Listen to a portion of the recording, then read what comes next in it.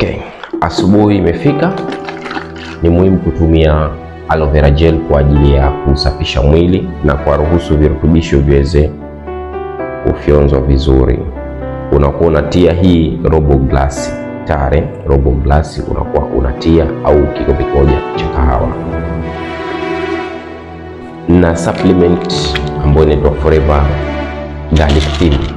Hivi ni vidonge. Unaona hizi?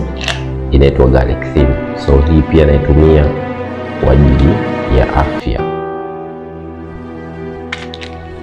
Lakini pia na product ambayo inaitwa Vitalize.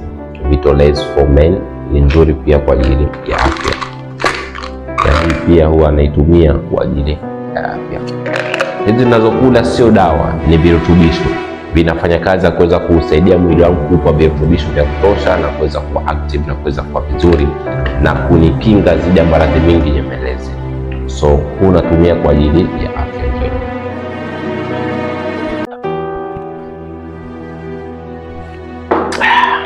Shukrani.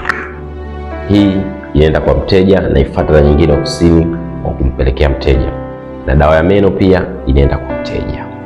All the best. Anza kutumia virutubisho kwa kuimarisha afya yako.